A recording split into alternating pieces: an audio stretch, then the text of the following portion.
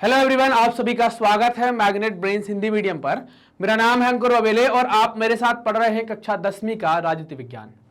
राजनीति विज्ञान के अंतर्गत आज हम बात करने वाले हैं भारत में विकेंद्रीकरण के बारे में। विकेंद्रीकरण का मतलब क्या हो गया कि डिसेंट्रलाइजेशन, पावर को कैसे आप बांटते हैं उसके बारे में हमें बात करनी है।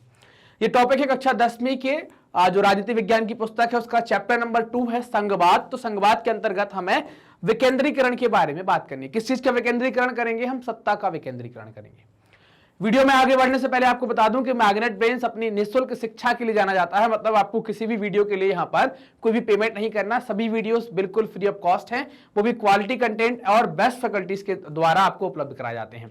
मतलब हम लोग क्वालिटी से कोई कंप्रोमाइज नहीं करते हैं। तो आप निश्चिंत होकर वीडियो देखिए और अपने नोट्स बनाइए और अपने अच्छे नंबर लाइए। मार्कशीट जरूर शेयर करना भैया अगर अच्छे नंबर आते हैं तो, है ना।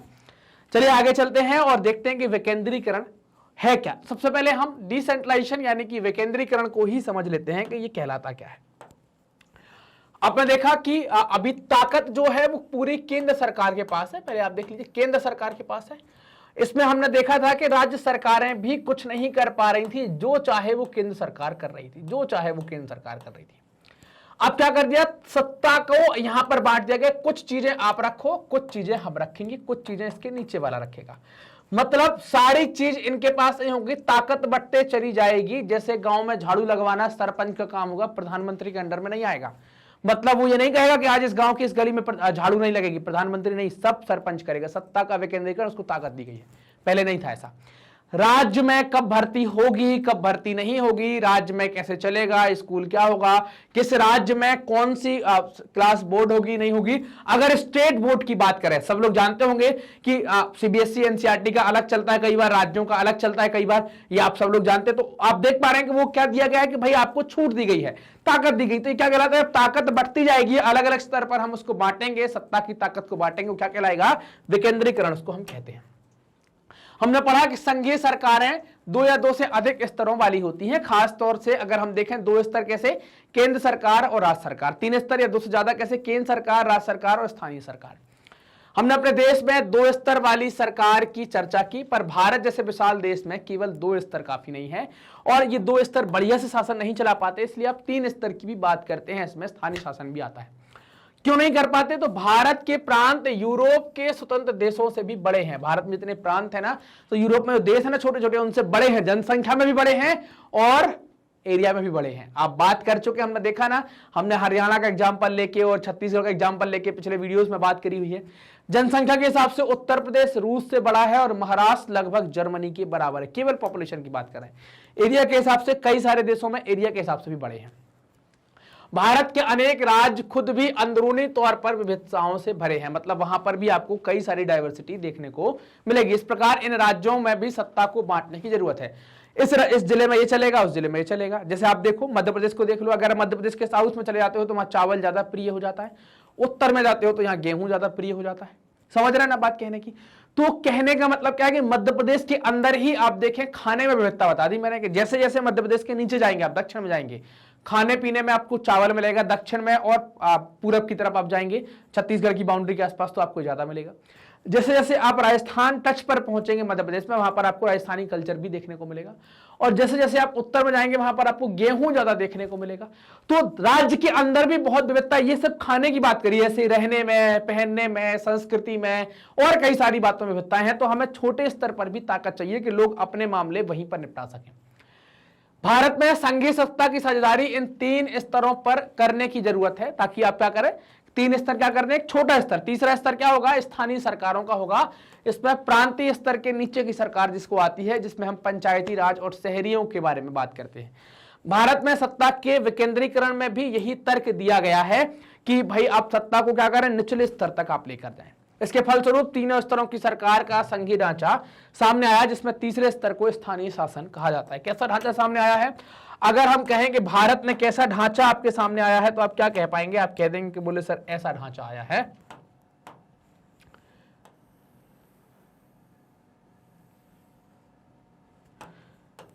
ये ढांचा आपको देखने को मिलेगा।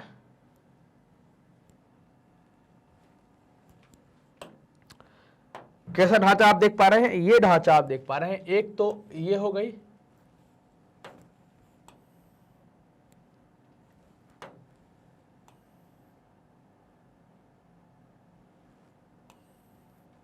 ये 3 स्तर आपको देखने को मिलेंगे। कैसे कैसे 3 स्तर? तो ऊपर वाला जिसको आप संघ या केंद्र कह देते हैं, नीचे वाला ये राज्य सरकार कह देते हैं, और उसके नीचे क्या आ जाएंगे? स्थानीय सरकारें आ जाएंगी। क्या आ जाएंगी?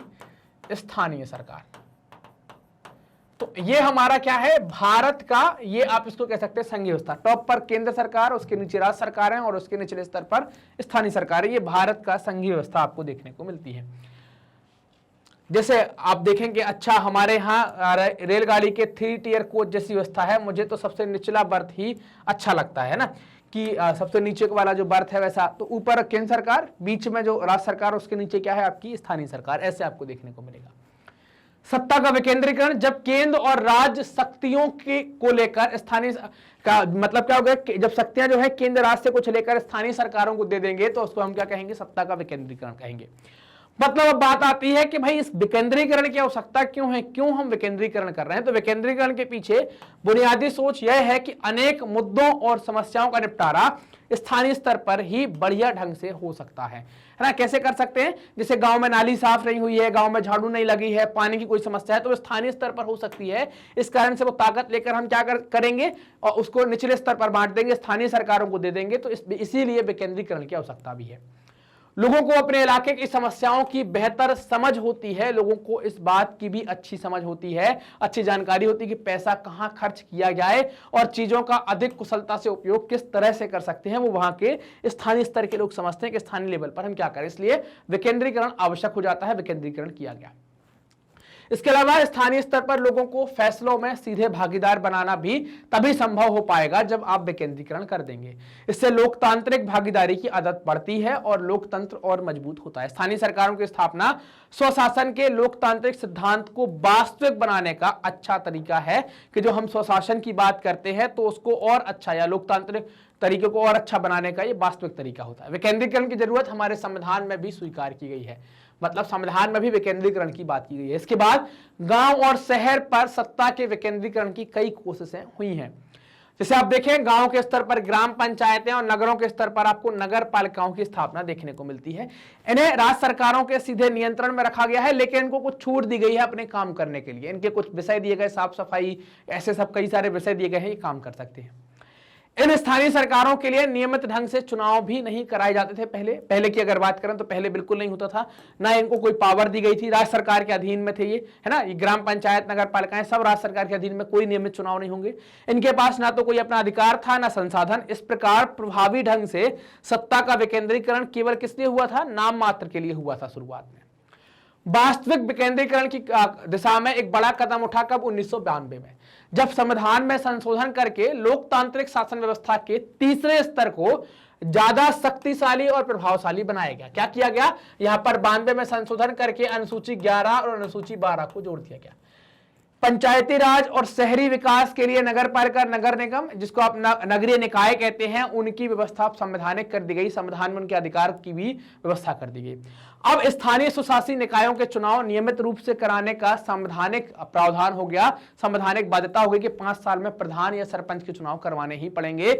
नगर पालिका चेयरमैन या आपके पार्षद के चुनाव भी 5 साल में करवाने ही पड़ेंगे। निर्वाचित स्वशासी निकायों के सदस्य तथा पदाधिकारियों के पदों में अनुसूचित जातियों, अनुसूचित जनजातियों और पिछड़ी जातियों के लिए भी सीटें आरक्षित कर दी, ताकि सभी जो समाज की भागीदारी है वो भी बढ़े। कम से कम 1/3 पद महिलाओं के लिए भी आरक्षित किए गए हैं, ताकि समाज के हर वर्ग, हर जाति, हर लिंग का व्यक्ति आ सके और अपनी बात रख सके, समाज में सबकी समान भागीदारी हो सके। यह आरक्षण इसलिए किया गया है, जो पिछड़े लोग हैं उनको और आगे लाने के लिए व्यवस्था की जाती है आरक्षण की। हर राज्य में पंचायत और नगर पालिका चुनाव कराने के लिए राज्य चुनाव आयोग का भी गठन किया गया। एक स्वतंत्र संस्था बनाई गई जो पंचायत और नगर पालिकाओं के चुनाव कराएंगे। राज्य सरकारों को अपने राजस्व और अधिकारों का कुछ हिस्सा इन स्थायी स्वशासी निकायों को भी देना पड़ता, ताकि ये लोग अपना काम कर सकें। सत्ता में भागीदारी की प्रकृति हर राज्य में अलग अलग होती है। हर राज्य में सत्ता में जो भागीदारी होती है वो अलग अलग तरीके से करते हैं ना। गांव के स्तर पर मौजूद स्थानीय शासन व्यवस्था को पंचायती राज के नाम से जानते हैं। आप देखेंगे प्रत्येक गांव में और कुछ राज्यों में ग्राम समूहों की एक ग्राम पंचायत होती है ना, गांव समूहों की एक ग्राम पंचायत होती है, और यह एक तरह की परिषद है जिसमें कई सदस्य और एक अध्यक्ष होते हैं। जैसे आप ये बैठक देख पा रहे हैं, तो इसमें सरपंच हैं और कई सारे पंच बैठे हुए, तो ये एक अध्यक्ष हो गया, बाकी के सदस्य हो गए। सदस्य जो है वो वार्डों से चुने जाएंगे और सामान्यतः उनको पंच कहा जाता है ना, सदस्य जो है वो उनका वार्डों से चुनाव होगा और उनको आप क्या कहते हैं, पंच। अध्यक्ष को प्रधान या सरपंच कहते हैं, दोनों सीधे तौर पर जनता के द्वारा चुने जाते हैं। इनका चुनाव गांव अथवा वार्ड में रहने वाले सभी वयस्क लोग, वयस्क जो है भारत में वयस्क का मतलब क्या है, जिनकी उम्र 18 से ज्यादा हो गई है, 18 या 18 से ज्यादा हो गई है, उनको वयस्क कहेंगे। तो मतदान मतलब वोट डालकर करेंगे। पूरे पंचायत के लिए फैसले लेने वाली संस्था भी यही होती है, मतलब जो ग्राम पंचायत है, जो परिषद है, वही पूरे गांव के लिए फैसले भी लेती है। पंचायतों का काम ग्राम सभा की देखरेख में चलता है। ग्राम सभा क्या है, गांव के सभी मतदाता इस ग्राम सभा के मेंबर होते हैं ना। ग्राम सभा जी बात की जा रही है तो इस ग्राम सभा के मेंबर कौन होंगे, जितने गाँव में वोटर हैं वो सभी इसके मेंबर होंगे। इसे ग्राम पंचायत का बजट पास करने और इसके कामकाज की समीक्षा के लिए साल में कम से कम 2 बार या 3 बार बैठक करनी पड़ती है, ताकि वो काम कैसे कर रही है समीक्षा कर सके। स्थानीय शासन का ढांचा जिला स्तर तक का है। कई ग्राम पंचायतों को मिलाकर पंचायत समिति का गठन होता है। इसे अलग अलग राज्यों में अलग अलग नाम कह देते हैं, जैसे मंडल पंचायत, जनपद पंचायत या प्रखंड स्तरीय पंचायत भी कहते हैं। इस मंडल पंचायत या जनपद पंचायत के सदस्यों का चुनाव उसी इलाके के जो सदस्य मतलब पंचायत है उसके लोग करेंगे, उस क्षेत्र के लोग करेंगे, और अध्यक्ष का चुनाव सदस्यों में से किया जाएगा। इसी प्रकार किसी जिले के सभी पंचायत समितियों को मिलाकर जिला परिषद का गठन होता है। तो अगर आप देखें कि यहां पर जो है, यहां पर सदस्य का चुनाव क्या होगा, सदस्य का चुनाव जनता के द्वारा होगा, और अध्यक्ष का चुनाव कैसे होगा, अध्यक्ष का चुनाव सदस्य के द्वारा होगा। ये जनपद पंचायत में भी चलेगा ऐसा और जिला पंचायत में भी चलेगा कि अध्यक्ष का चुनाव यहां पर अप्रत्यक्ष रूप से जनता के द्वारा होगा, सदस्य इसको चुनेंगे। जिला परिषद के अधिकांश सदस्यों का चुनाव होता है। जिला परिषद में उस जिले के से लोकसभा और विधानसभा के लिए चुने गए सांसद और विधायक, जिला स्तर की संस्थाओं में कुछ अधिकारी भी सदस्य के रूप में होते हैं ना, कि उनको भी मेंबर के रूप में या परिषद के मेंबर के रूप में मानते हैं। जिला परिषद का प्रमुख इस परिषद का राजनीतिक प्रधान होता है, जिसको क्या कहते हैं, जिला पंचायत सदस्य या जिला पंचायत अध्यक्ष या जिला परिषद अध्यक्ष कहा जाता है। इस प्रकार स्थानीय शासन वाली संस्थाएं शहरों में भी काम करती हैं। शहरों में इनको नगर पालिका कहते हैं। बड़े शहरों में ये नगर निगम कहलाती हैं। बड़े शहरों के लिए नगर निगम का गठन करते हैं। नगर पालिका नगर निगम दोनों का कामकाज निर्वाचित प्रतिनिधि करते हैं। मतलब यहाँ पर जो प्रतिनिधि होते हैं उनका क्या होता है, चुनाव होता है। चुनाव कैसे होगा, मतदान करना पड़ेगा हमको, आपको, और हम आप लोग अपने प्रतिनिधियों को चुनेंगे। नगर पालिका प्रमुख नगर पालिका के राजनीतिक प्रधान होते हैं। नगर निगम के ऐसे पदाधिकारी को क्या कहा जाता है, मेयर कहा जाता है। नगर पालिका वाले को नगर पालिका अध्यक्ष कहते हैं और नगर निगम वाले को क्या कहते हैं, मेयर कहा जाता है। स्थानीय सरकारों को यह नई व्यवस्था दुनिया में लोकतंत्र का सबसे मतलब आप कह सकते हैं कि स्थानीय सरकारों को यह नई व्यवस्था दुनिया में लोकतंत्र का अब तक का सबसे बड़ा प्रयोग आप इसको मान सकते हैं। नगर पालिकाओं और ग्राम पंचायतों के लिए करीब 36 लाख लोगों का चुनाव होता है। यह संख्या ही अपने आप में दुनिया के कई देशों की कुल आबादी से ज्यादा है। कई देशों में 5 लाख 10 लाख की आबादी है, उनसे ज्यादा है। स्थानीय सरकारों को संवैधानिक दर्जा दिए जाने से हमारे यहाँ लोकतंत्र की जड़ें और मजबूत हो गई हैं और लोकतंत्र स्ट्रांग हो गया है। इसने महिलाओं का प्रतिनिधित्व बढ़ाने के साथ हमारे लोकतंत्र में उनकी आवाज को भी मजबूत कर दिया है। बहरहाल इन सब के बावजूद अभी भी अनेक परेशानियां कायम है। देखो, जिंदगी जैसे आगे बढ़ती है, कोई भी व्यवस्था आगे बढ़ेगी, परेशानियां आती रहती, बिल्कुल स्मूथ कुछ नहीं चलता, तो परेशानियां तो रहेंगी। पंचायतों के चुनाव तो नियमित रूप से होते हैं, लोग बड़े उत्साह से इनमें हिस्सा भी लेते हैं, लेकिन ग्राम सभाओं की बैठकें नियमित रूप से नहीं होती। ये चिंता का विषय है। ग्राम सभा की बैठक होगी तो गांव के लोगों की भागीदारी भी बढ़ेगी। अधिकांश राज्य सरकारों ने स्थानीय सरकारों को पर्याप्त अधिकार नहीं दिए हैं, मतलब ये भी एक समस्या है। इस प्रकार हम स्वशासन के आदर्श स्थिति से अभी काफी दूर हमें देखने को मिलेगा। तो हमने ये विकेंद्रीकरण का कॉन्सेप्ट देखा कि भारत में कैसे विकेंद्रीकरण किया गया है, उसको हमने पूरे वीडियो के माध्यम से समझा। मैग्नेट ब्रेन्स अपनी हाई क्वालिटी एजुकेशन के साथ साथ निःशुल्क शिक्षा के लिए जाना जाता है। मतलब आपको किसी वीडियो को देखने के लिए किसी प्रकार का कोई पेमेंट नहीं करना। हम बहुत सारे कोर्स ऑफर करते हैं, जैसे आप सीबीएसई का इंग्लिश मीडियम देख सकते हैं, यहाँ केजी से लेकर 12 तक, सीबीएसई हिंदी मीडियम देख सकते हैं, 7 से लेकर 12 तक। इसके अलावा NTSC, olympiad, CUET, spoken, UP Bihar board, और फिर कंपटीशन में आप देखें बैंकिंग, जैब कैब, ये सारे कोर्स बिल्कुल निःशुल्क में मिलते हैं। इनके किसी भी वीडियो के लिए आपको कोई पेमेंट नहीं करना। वीडियो आप देख सकते हैं हमारे यूट्यूब चैनल के ऊपर।